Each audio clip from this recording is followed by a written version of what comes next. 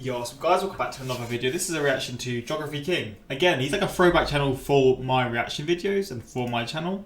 And I saw that he posted about a week ago, and it was the topics that I used to react to, loads of his that I used to really enjoy, to do like sort of geography within the US and just different sort of things like that.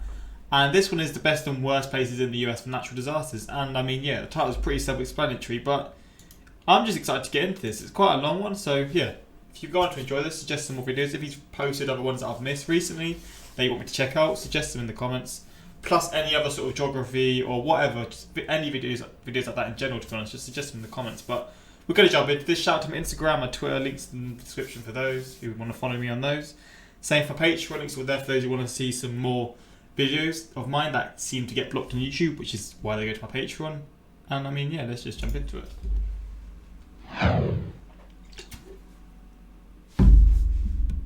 Howdy, it's Kyle talking about natural disasters. Howdy, I've missed that. In a previous life, intro. I did natural hazard mitigation and preparedness planning, so this is a topic that's really important to me. And one of my first videos that I posted a few years back was about natural disasters in the U.S., more in a general sense. But that video is about 3 years old now, so I wanted to do a little update to it. This one's more about which parts of the country see the most disasters, which ones see the fewest, and why you get certain hazards in one part of the country. Well, there's definitely going to be like the Midwest. I mean, actually no. The Midwest? Is it the Midwest I'm thinking of? The hurricane area, obviously. Obviously, you got the West Coast. I mean, all sides have their own issues. Actually, to be fair, like, yeah, literally, I think probably the safest part would probably be like Washington State with like Seattle, etc. And like Portland, them sort of places are probably the safest, but then it gets really cold there. Not next. This graph shows the total number of disasters in the U.S. by type, and these are federally declared disasters. The list is broken down a little bit differently than you might expect. Convective storm is severe thunderstorms, including tornadoes, as well as blizzards and massive winter storms. And you'll see at second and fourth are floods, with most of the unspecified floods, in fact, being river and flooding. And river and floods is a number one concern in terms of overall natural hazards in the U.S. The major part of the country where you're going to see the massive river and flooding is going to be the flatter parts of the Midwest, especially the Great Plains area. I'll show this map multiple times during this video, but for this category of river and flooding, check out the blue areas, mostly in the upper Midwest.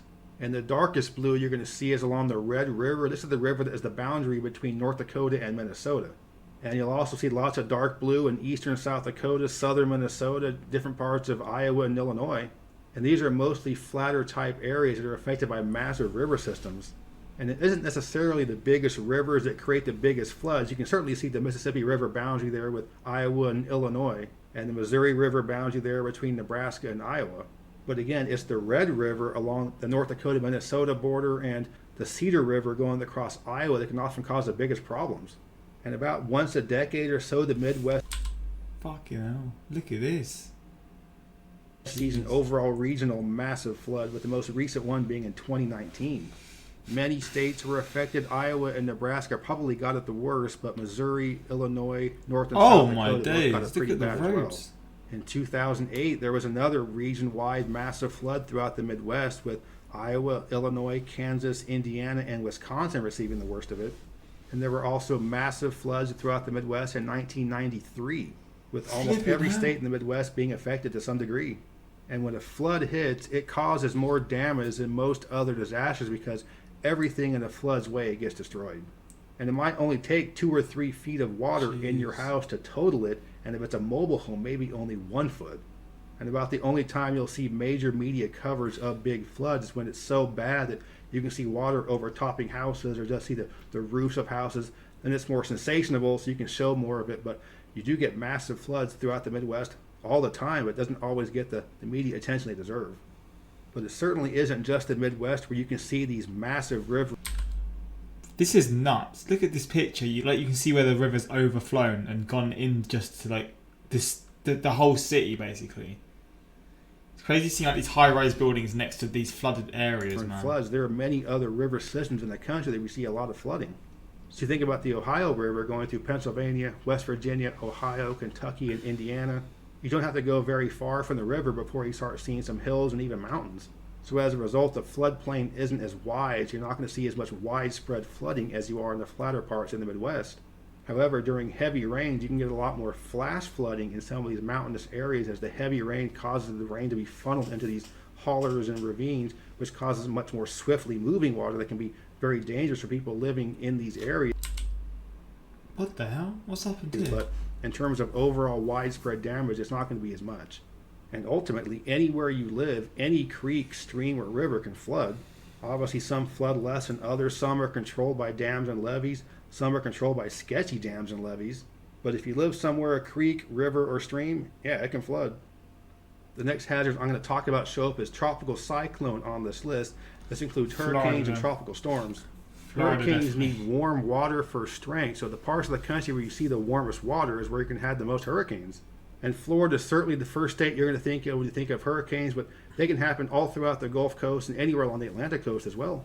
But not all parts along the coast are going to see the same level of hurricane vulnerability. You can see a lot more strikes in South Florida and along the Gulf Coast between Texas and Alabama, but there are significantly fewer landfalls in the northeastern Gulf of Mexico as well as the Georgia and North Florida coasts. This map shows the recurrence interval for major hurricanes making landfall, and you'll see many more in North Carolina than either South Carolina, Georgia, or even North Florida. And this map shows exactly why. When a hurricane turns and starts going up the East Coast, North Carolina is kind of sticking out there, so it's much more difficult for a hurricane to miss the state. With the northern coast of Florida as well as the Georgia coast being much more tucked in, you're going to get far fewer hurricanes making landfall there. But it certainly can happen. This is the track for Hurricane Matthew in 2016. And this heavily affected Savannah, Georgia, which normally isn't at a huge risk for most hurricanes. But nonetheless, they got to be ready for it. And it's the same type of thing along the Gulf Coast, where not everywhere along the coast faces the same vulnerability. But hurricanes need warm water, so as you go farther up the coast, you're going to see a much fewer number of hurricanes making landfall there. However, it is still possible, and it is reasonable that a Category 2 hurricane could make landfall in New Jersey or Long Island.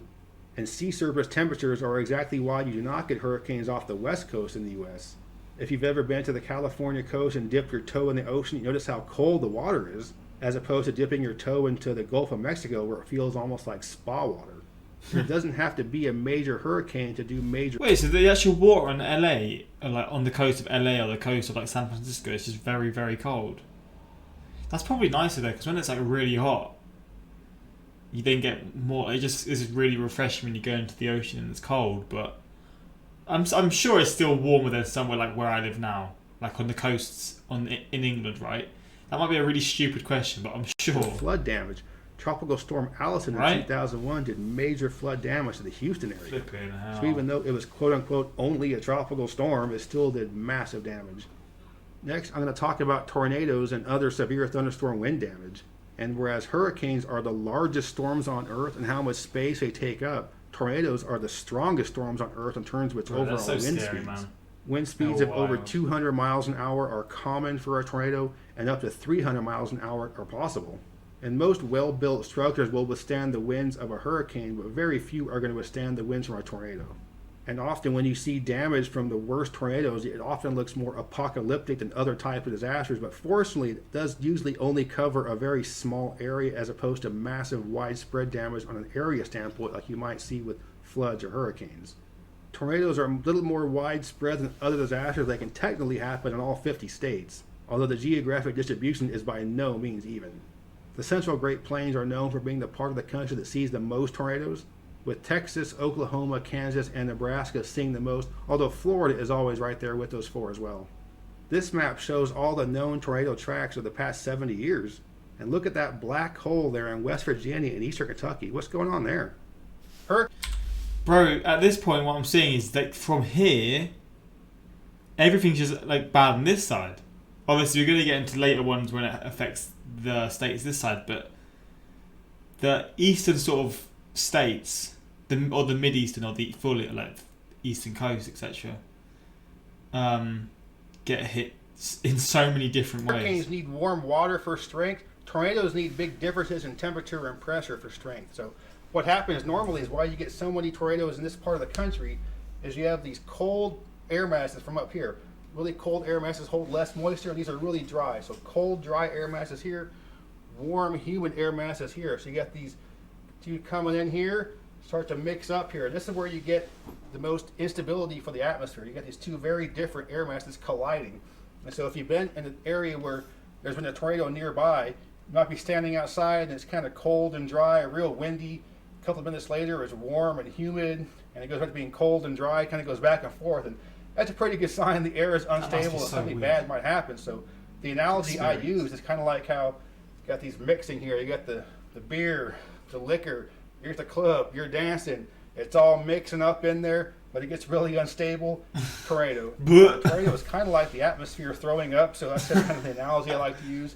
This gets so unstable, it can't take anymore. But why do you have this black hole over here in tornadoes? Well, when these two collide... Yeah, I'm thinking that because obviously it's warm here, but I guess it's from the land, right? It travels through the land, and I guess there's lakes here, there's obviously the ocean here, right? But maybe not. The head-on collision forces the air to rise. So when the air is forced to rise, that's when it can cool, condense, and that's where you can get the big storms, the taller clouds. But over here, it's mountainous. So what happens is the air mass is coming from here, but the mountains here are forcing it to rise. So it's not the head-on collision of two air masses. The terrain is causing the air mass to rise, so it's able to dissipate its energy through rain and thunderstorms. You can certainly get rain and thunderstorms. You get tons of rain in West Virginia, but you're not going to get storms so strong that the pressure differences are so much, you're going to get so much instability to where you get tornadoes. So that's why you get that black hole in the Appalachian region here of tornadoes. And a lot more here, flatter. They can mix. But the time of year where you see the most tornadoes is not distributed evenly either. In spring, you're going to see the most number of tornadoes in the south and the southern parts of the plains. Most in Texas. It can still be pretty cold in April in the upper Midwest. But by July, you can see it's definitely shifted towards the upper Midwest. Oh, wow. You see very few tornadoes in the southeast in July because there really isn't much cold front action going on in the south in the summer. And then by December, it's so cold up north, you're really only seeing tornadoes in the southeast and a couple in California even. In terms of the northeast, it can sometimes get even too cold or too snowy for them. Whether it be massive blizzards, nor'easters, or those really cold winter coastal storms, even the part of the country that's most used to these types of temperatures and conditions can even get overwhelmed sometimes. And although there have been some massive blizzards and nor'easters and major winter superstorms, they tend to not do as much damage as major hurricanes or major tornado outbreaks, and nowhere near as much damage as major river and floods. So in terms of meteorological hazards in the eastern U.S., New England is the safest part of the country. And that's why... New England. I mean, England's safe, New England's safe, just matching names. I mean, I guess that isn't a surprise, to be honest, because it does seem like those states are a lot more tamer, just in terms of everything. So, I mean, yeah, that makes more sense. But I swear they still get hit quite hard with, like, storms and stuff. I mean, you saw the flooding in New York and, like, New Jersey recently. So, I mean, I guess even then... it still can have its own issues. When you look at a map like this, the northeast is lightly shaded for 5 of the 6. Oh, so flooding... Well, I'm going to have to move my camera. Flooding is pretty much all over. But a lot here. Winter storms, definitely this side. So the eastern. Tropical cyclones, sort of eastern-ish. Sort of south. Severe local storms, again, sort of similar. Wildfires, the opposite, which is what I suspected. And flooding, it's pretty much everywhere. Bar... I mean, it's pretty much everywhere, bar like 2 states, or 3-4 states. There's some up here as well. Well, let me just move this just so you can see it. I know people like their stats, or your like bits of information, so that's it there. You can pause it and I'll go back to it. But yeah, from this, it definitely is a lot more focused on the eastern, the mid-eastern or eastern states. Again, there's some on the western as well, but major disasters shown here. But Texas gets hit hard in every way, man. The flooding, the droughts. How can that happen? The droughts are the most in Texas, but then the flooding's the most there as well. The winter storms, wildfires happen there. Severe local storms and tropical cyclones. Yo, If you're from Texas, man, I feel your pain. I feel for you, man. I don't feel your pain. I feel for you. You can get floods and blizzards out west. It's going to be the fires and the geologic hazards that get you out there. So this map shows the wildfire activity by county. So obviously a huge correlation here between the part of the country that's much drier and the part of the country that has the most wildfires. I prefer a dry heat, and I hate humidity, but this is a big downside of it. Because the counties in the west are so large, it can often be hard to get an accurate depiction of where the worst part of that county is for that certain hazard. But generally speaking, certainly the more wooded the area is and the more sloped the terrain would be to funnel winds, the more... Man, it's crazy. I'm going to have to move it again. Crazy how there are wildfires in Alaska. Like, what? What am I looking... Like, how? I don't understand that at all. More risk you're going to be for a wildfire. And the combination of climate change and more people moving to wooded areas in the west means that the overall wildfire risk and vulnerability is higher out there than it used to be. At any one time, primarily in the summer or fall, there are going to be a bunch of wildfires going on throughout the western U.S. Some will be small, but undoubtedly several will be really large. And just like a tornado, you can get a wildfire to occur really anywhere, but you're going to be at much more risk in rural, heavily wooded areas and dry parts of the country. So if you live in a heavily wooded part of the eastern U.S., just know that in drought conditions, your wildfire hazard can be pretty high as well. Won't be as high as the western U.S., but it can still be significant. Other major concerns for hazards in the western U.S. are largely geological. This map shows the likelihood for a major earthquake to occur in the next 100 years. So you'll see most of California, much of Nevada, and the Northwest. Okay, so Texas, at least Texas is a bit lower here because, god damn, it was getting hit hard in every other way. A portion of Washington to be highlighted in deep red. The coastal and mountainous portions of California are at the highest risk, but a lot of the high-risk areas are very lightly populated or open desert. If you've ever driven Interstate 5 from LA to San Francisco, it's one of the most boring drives in the country, but it goes through basically the San Andreas Fault Zone where you see basically no development. At some point, there's going to be the quote-unquote big one, so who knows where it's going to happen, but if it happens in the Los Angeles metro area or the San Francisco Bay Area, it's obviously going to do way more damage than if it occurred out in the middle of nowhere halfway between the two. Although it is worth noting that San Diego has a much lower earthquake risk than other parts of California. Just one more reason why San Diego is so great. You see far fewer number of earthquakes in Oregon, but it is possible to have the quote-unquote big one up there as well with the Cascadia subduction zone just off coast. That area you see in the central part of the U.S., southeastern Missouri, northwestern Tennessee, west Kentucky, this is the New Madrid Fault Zone.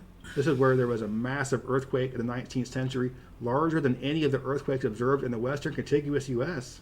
You'll see another little hot spot there in South Carolina centered around Charleston. It's less likely that one will occur there, but if a major one does happen, it will do far more damage there than if it happened in the west. A byproduct of major earthquakes that occur offshore might be a tsunami. Major tsunamis occur very rarely, and they mainly affect Alaska and Hawaii. There have been major tsunamis that have done damage on the Big Island, especially near Hilo, as well as many coastal towns in Alaska. A tsunami results from a major earthquake happening offshore, so imagine dropping a rock in the bathtub. The resulting shock wave would be the wave, the tsunami that would come on shore. So you might see some fake photos around the internet that look kind of like this or this, but this is not what a tsunami would look like if it were about to hit your city. It would be more like a large wall of water, almost like a giant storm surge of a hurricane. Outside of Alaska and Hawaii, there are very few parts of the U.S. where you're at a really high risk of tsunami, with a couple of coastal towns in Oregon, Washington, and California being the ones that are at highest risk. I actually wrote the tsunami preparedness and response plan for Monterey County in California. I put these signs up all over the county. It's pretty cool, although the overall tsunami risk is low there. I use that plan as a reason to really do more floodplain mapping and response, because the areas that would have been most affected by the tsunami would have been the same areas affected by just an overall coastal or riverine flood. A tsunami is a really scary hazard to think of, but the vast majority of Americans don't have anything to worry about really when it comes to this one. And to save the most powerful disaster for last, the one that has the highest damage ceiling of them all, and that's a volcanic eruption. Oh, I've been forgetting about all these scenarios. Flipping hell. So this is definitely going to be like... This is going to be the western side for sure. Midwestern. No other natural hazard can do as much widespread damage as a massive volcanic eruption. So here's a list of the number of active volcanoes per state. And these are entirely 141 in Alaska. Flipping hell. California 18. Okay, yeah, so there we go. Definitely a lot more focus on the western states. Pretty much I think all of them are on the west side. Right? Colorado, Wyoming, Nevada, Arizona. Yeah, they are. exclusive to the western U.S. Or Midwest. The last time there was a major volcanic eruption in the contiguous U.S. was 1980, Mount St. Helens in western Washington. From a purely geologic standpoint, this wasn't a huge eruption, and Mount St. Helens is not one of the most... I said Washington was the safest state at the start. Yeah, I forgot about that. Maybe not. damaging volcanoes on Earth. However, it did a ton of damage, mainly in ashfall downwind of the volcano. You're going to get worse effects from a volcanic eruption 1,000 miles downwind of it than if you were 200 miles upwind of it. So check out these photos here. Wow. This is volcanic ash, not snow. But it's also worth pointing out that there are different types of volcanoes and they don't all do the same types of damage. So you've probably seen photos and video of people getting up really close to those volcanoes in Hawaii. These are called shield volcanoes, and these are the largest volcanoes on Earth. However, they have the least violent eruptions. The ones that can do the most damage are called composite cones. These have much more... Fuck. Is this a real picture? This is not a real picture, is it? Is this a real picture? That's like a nuclear bomb. Explosive eruptions. So this is one that's not going to happen very often, but when it does, it can be bad. And if it's really bad, it's really bad. And that one you see looks kind of like a red hashtag, that's a Yellowstone. Yeah, don't worry about that one. So those are the main natural hazards I wanted to go over for the U.S. This map shows the overall disaster recurrence period in years for each county. And with the majority of natural hazards in the U.S. being tied to meteorology, the safest part... It's so ironic how Wyoming is so tame. But then, wait, is it tame? Disaster return period in 50 years. I mean, yeah, white is not much happens there kind of thing. But then when Yellowstone goes off, man, it's probably going to be the worst out of all of them. Parts of the country for most disasters are going to be in the desert, drier parts of the country. In these areas that are shaded lightly, you don't have massive, severe thunderstorms or tornadoes, no hurricanes, no major river floodplains. And once you get away from the west coast, there really isn't a huge earthquake hazard for most places, which means the only real concern for that part of the country is going to be the wildfires. And if you're out in the middle of the desert where there's not even trees, you don't even have much of a risk for wildfire. So if you live in an area that isn't completely wooded, or if you have a lot of defensible space around your property, or if you're in an urban area, you really don't have much of a risk in terms of natural disasters in the interior west. Looking at this map, I'm not sure what's going on in Georgia and South Carolina. That looks more almost like state data reporting, because the numbers fall way too cleanly state lines. So a general rule of thumb is if you're really close to a major body of water, you're going to be at more risk for a natural disaster. Hope you enjoyed this video. Which most people are. Please give me a thumbs up to let me know you were... Of course I will, man. You deserve it. If you haven't... I have already, actually. I don't know if you have or not. If you haven't checked this video out on your own, click the link in the description to just get to his video. Give him a like. Watch the video. If you don't watch it, just watch it in the background. Show him some support. I'll appreciate that.